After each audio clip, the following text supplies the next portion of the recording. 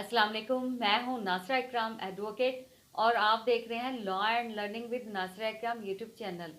Dear viewers, आज मैं आपको सॉवरेंटी के बारे में कंप्लीट ओवरव्यू दूंगी।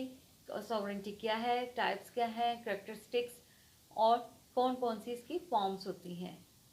सॉवरेंटी के दो कॉन्सेप्ट हैं, एक सॉवरेंटी इन इस्लाम और western concept of sovereignty. Lengthy topic है, इसलिए मैं इसे 2 से 3 वीडियोस में कवर करूंगी। आज मैं आपको वेस्टर्न कॉन्सेप्ट ऑफ सॉवरेंटी और टाइप्स के बारे में बताऊंगी। सॉवरेंटी मीन्स सुपरमेसी, यानी वो अख्तियार जो कि सिर्फ एक शख्स के पास होता है और वही मुतलिकुल अनान यानी ऑल इन ऑल होता है। अगर हम पुराने प्रिमिटिव दौर की बात करें तो उसमें बादशाह थे, जो बादशाह फैसला करते थे उसे ही सॉवरेंटी हासिल थी। जो भी फैसला करें, जो भी कानून साजी करें।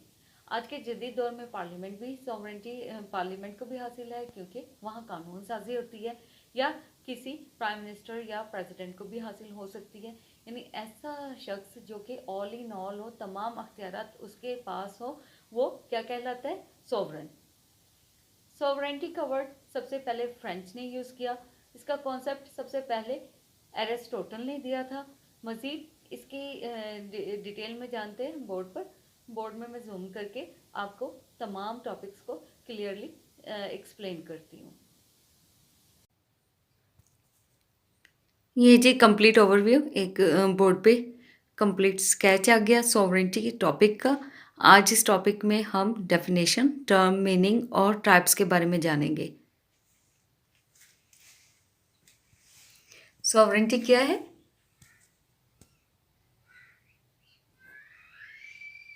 Sovereignty is a political concept that refers to dominant power or supreme authority।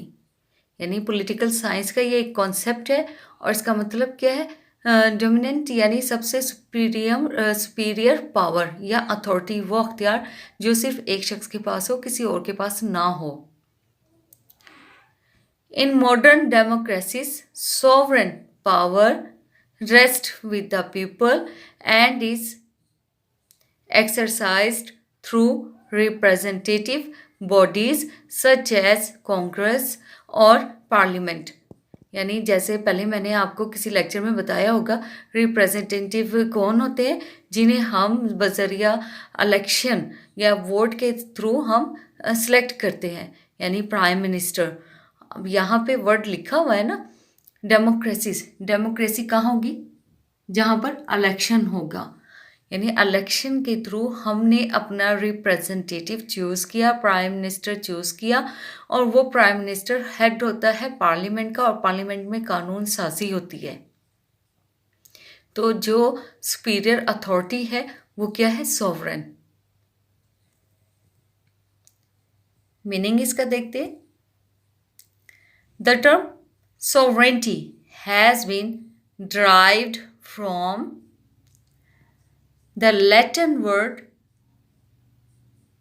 sovereignus,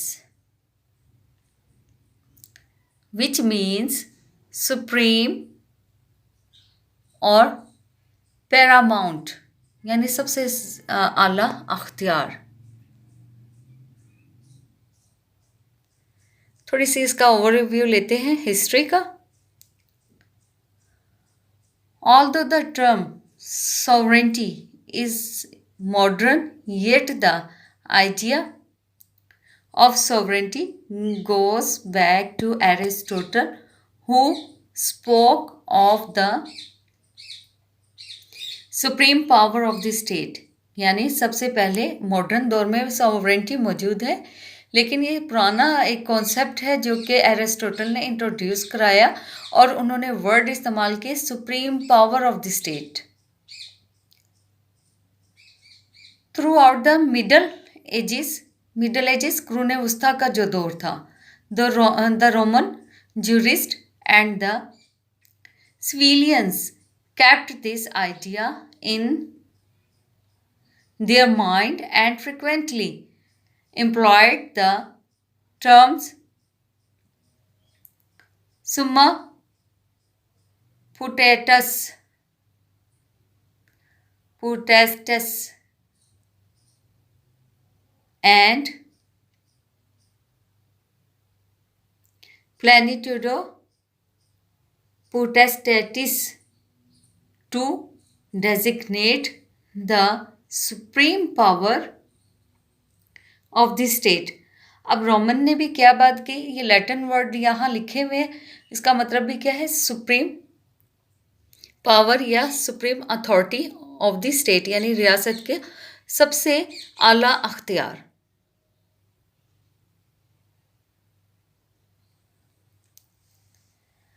The term sovereign and sovereignty was first used by the French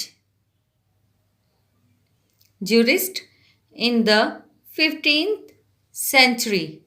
यानी सबसे पहले सोवरेंटी और सोवरेन वर्ड फ्रेंच ने यूज़ किया 15वीं सदी में. And later the found their way into English, Italian and German political literature. यानी सबसे पहले वर्ड कहाँ यूज़ हुआ, फ्रेंच ने यूज़ किया, फिर इंग्लिश, इटालियन और जर्मन पॉलिटिकल लिटरेचर जो था उसमें इस वर्ड को यूज़ किया गया. कौन सा वर्ड, सोवरेन या सोवरेंटी को. The use of the term sovereignty in political science dates back to the publication of Bodin's The Republic in 1576. यानी पॉलिटिकल साइंस में सॉवरेंटी का वर्ड बोडिन्स ने जब अपनी कोई बुक पब्लिश की या जरीदा जो अपना पब्लिश किया 1576 में, उसमें यूज़ किया गया. अभी तक हमने पढ़ा कॉन्सेप्ट के बारे में, मीनिंग के बारे में, हिस्ट्री के बारे में.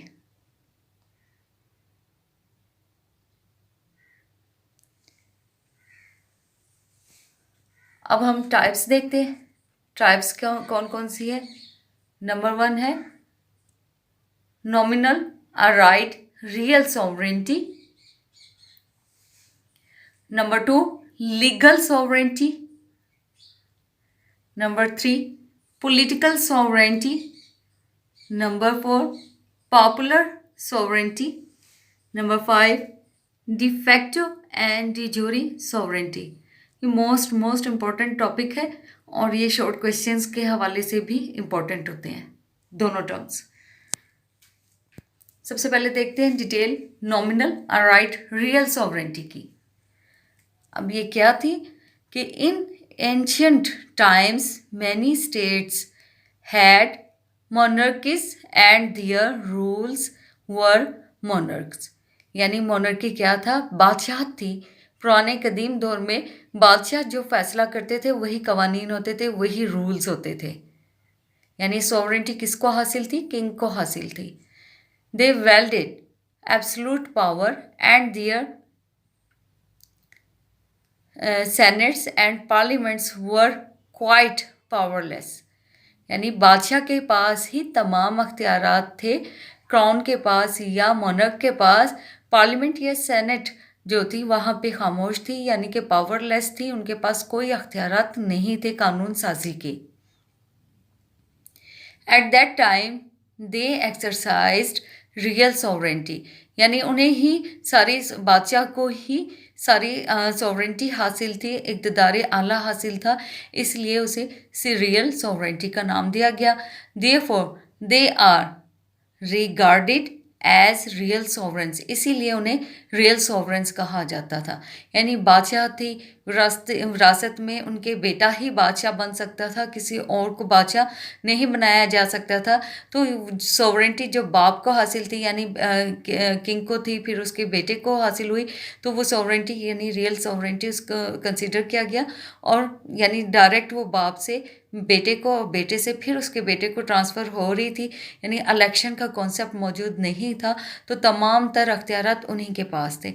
आगे एग्जाम्पल है king were sovereigns and hence they were all powerful in England before 15th century.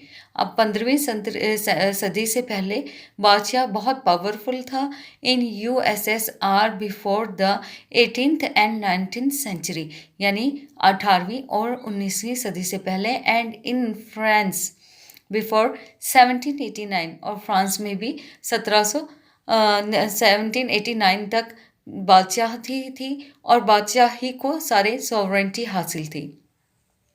The state affairs changed in England after the Glorious Revolution in 1688। 1688 में जब रेवोल्यूशन हुआ तो फिर ये इक़्तिदार चेंज आ गया, यानी जो बादशाह को सॉवरेंटी हासिल थी उसमें चेंज आ गया, यानी एक पॉलिटिकल स्ट्रक्चर बन गया। अभी हमने पढ़ा फर्स्ट टाइप के बारे में, नॉमिनल राइट रियल सॉवरेंटी के बारे में हमने ये सारी डिटेल पढ़ी यहाँ तक। अब देखते हैं second type of sovereignty, legal sovereignty. Legal sovereignty is the authority of the state which has the legal power to issue final commands, यानी रियासत जो है, यानी पार्लियामेंट समझ लें या प्राइम मिनिस्टर समझ लें या प्रेसिडेंट अमेरिका में समझ लें, उनके पास अख्तियारात मौजूद होते हैं कानून साजी के, यानी लीगल पावर है ना, कानून साजी की power. It is the authority of the state to whose directions the law of the state attributes final legal force, यानी जो उन्होंने फैसला कर दिया है वही कानूनी यानी फाइनल लीगल फोर्स की हैसियत रखते हैं। In every independent and ordered state there are some laws that must be obeyed by the people, and there must be a power to issue and enforce these laws, यानी हर आज़ाद रियासत में कुछ कवानीन लिखे जाते हैं जिसे अवाम इम्प्लीमेंट करते हैं, यानी अवाम पर लागू किए जाते हैं। The power which has the legal authority to issue and enforce these laws is legal sovereignty, यानी वो अख्तियार कानून साजी का, कानून बनाने का और कानून लागू करने का सॉवरेंटी कहलाता है।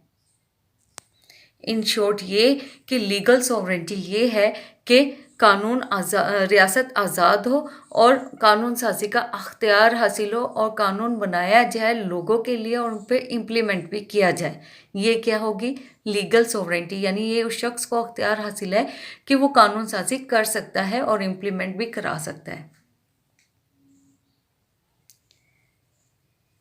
ये हमने पढ़ी सेकेंड टाइप लीगल सॉवरेंटी। अब हम पढ़ते हैं third type political sovereignty. Decay believes that behind the sovereign which the lawyer recognize there is another sovereign must bow, यानी कि डिके ने क्या कहा कि सोवरेन के लिए चाहिए कि दूसरा जो सोवरेन है, यानी एक शख्स चला जाता है तो उसकी जगह दूसरा शख्स रिप्रेजेंटेटिव बन जाता है, तो जो अख्तियारात उस शख्स के पास थे वो दूसरे को मुंतकिल हो गए। यानी ये हम नहीं कह सकते कि जो पहले प्राइम मिनिस्टर है या पार्लियामेंट है उसने कोई फ़ैसला कर दिया उसके मेंबर ने, तो दूसरे जो नॉमिनेटेड रिप्रेजेंटेटिव वहाँ आएंगे तो वो कानून साजी का अख्तियार नहीं रखेंगे। इन शॉर्ट वो ये कहना चाहते हैं कि एक शख्स के जाने से वो राइट ख़त्म नहीं हो जाता, राइट मौजूद रहता है, लोग आते और जाते रहते हैं, यानी रिप्रेजेंटेटिव चेंज हो सकते हैं लेकिन जो उनके अख्तियारात हैं यानी सॉवरेंटी है वो चेंज नहीं होगी। Such sovereign to whom the legal sovereign must bow is called political sovereign, यानी जाहिर है एक नॉमिनेटेड हुआ और फिर वो अपना टेन्योर कंप्लीट करके नेक्स्ट टाइम हो सकता है कोई और प्रेसिडेंट रिप्रेजेंटेटिव हो तो वो उसको मतलब जो अख्तियारात हैं वो उसको हासिल हो जाएंगे। इन एवरी ऑर्डर्ड स्टेट का मतलब यहाँ पे यही है कि जो आज़ाद रियासतें हैं, the state legal sovereign has to pay due attention to the political sovereign. यानी हर आज़ाद रियासत में सॉवरेंटी का कॉन्सेप्ट मौजूद होता है और पॉलिटिकल लीडर को वो सॉवरेंटी दी जाती है। इसका मतलब सारा मुख्तसर ये हुआ। ये हमने पढ़ा पॉलिटिकल सॉवरेंटी के बारे में। नेक्स्ट हम पढ़ते हैं popular sovereignty. Popular sovereignty roughly means the power of the masses as contrasted with the power of the individual ruler of the class. It implies manhood suffrage with each individual having only one vote and control of the legislature by the representatives of the people. Popular sovereignty, the public is regarded as supreme. यहाँ तक पहले explain करूँ कि जैसे election होते हैं ना, election में हम कोई रिप्रेजेंटेटिव मुंतखब करते हैं। ज़ाहिर है जब वो रिप्रेजेंटेटिव मुंतखब हो गया तो उनको जो अख्तियारात दिए जाएंगे वो सॉवरेंटी में आएंगे। उससे कोई शख्स इनकार नहीं कर सकता, चूँकि वो लोगों की ही नॉमिनेशन होती है, लोगों ने ही उसको चूज़ किया हुआ होता है, वही उनके जो हुक्मरान बने हैं। तो वो अगर कोई कानून साजी करते तो अवाम उस पर उससे इनकार नहीं कर सकती।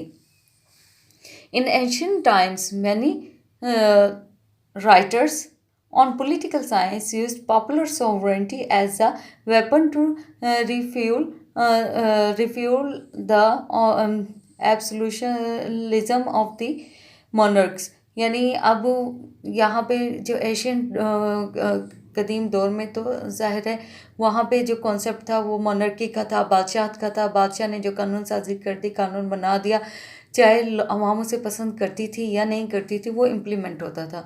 लेकिन बात क्या हो रही थी कि तमाम अब जो एज ए मॉडर्न सोसाइटी या स्टेट हमारे यहाँ एक नॉमिनेशन का एक प्रोसीजर है और रिप्रेजेंटेटिव मुंतखब करने का भी एक तरीक़ाकार है, जिसमें अवाम इलेक्शन के थ्रू उन्हें चूज़ करती है और उसके बाद वो सॉवरन अथॉरिटी जब इक़्तिदार में आ जाती है तो उनको जो अख्तियारात दिए जाएंगे तो वो सॉवरन कहलाएंगे और वो जो कानून साजी करेंगे वो अख्तियार उनका क्या हो जाएगा, सॉवरेंटी।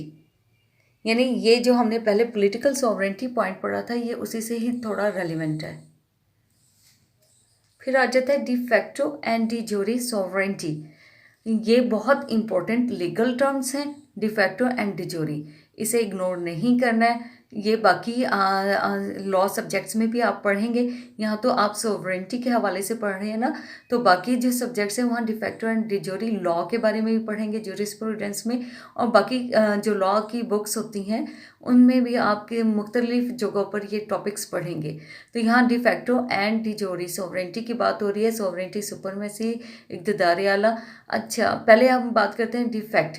देखें डी फैक्ट फैक्ट से निकला, फैक्टो किसे, फैक्ट से, और जूरी का मतलब होता है कानून साजी, कानून बनाना, कानून से मुतल्लिक। अब डिटेल इसकी देखते हैं। Sometimes a distinction is made between the de facto यानी actual sovereignty and de jure legal sovereignty.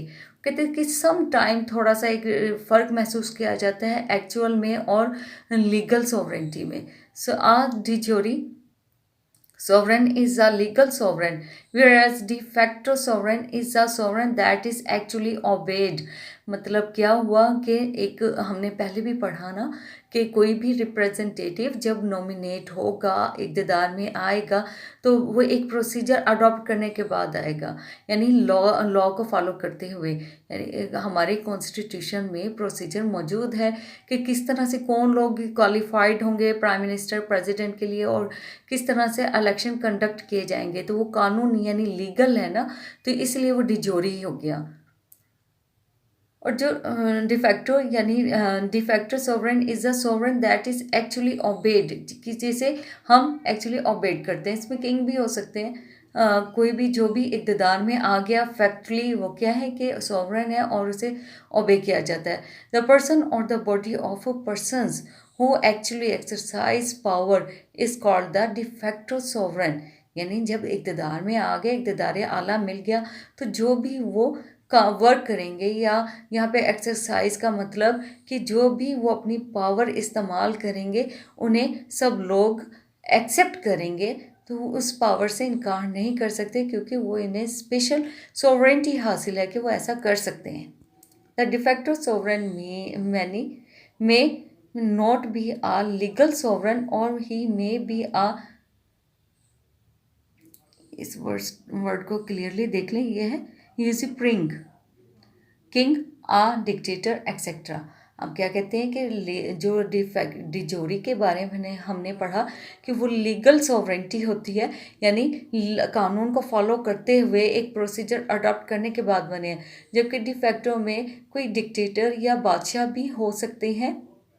जैसा कि ब्रिटिश में पहले सारे किंग के अख्तियारात होते थे, जो भी वो कानून साजी करते तो बादशाह को अख्तियारात हासिल थे।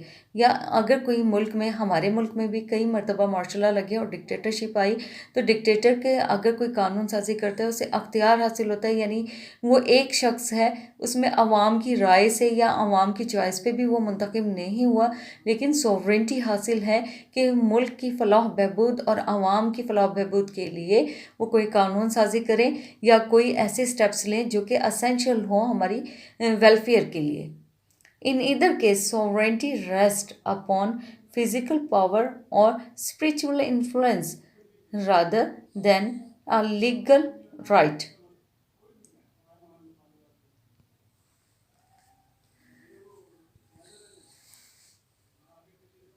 आज के लेक्चर में हमने पहले कॉन्सेप्ट देखा, मीनिंग देखे, हिस्ट्री देखी। हिस्ट्री के बाद हमने टाइप्स देखी। टाइप्स का कुछ ओवरव्यू इस तरह से है, ये तमाम पॉइंट्स टाइप में आ गए।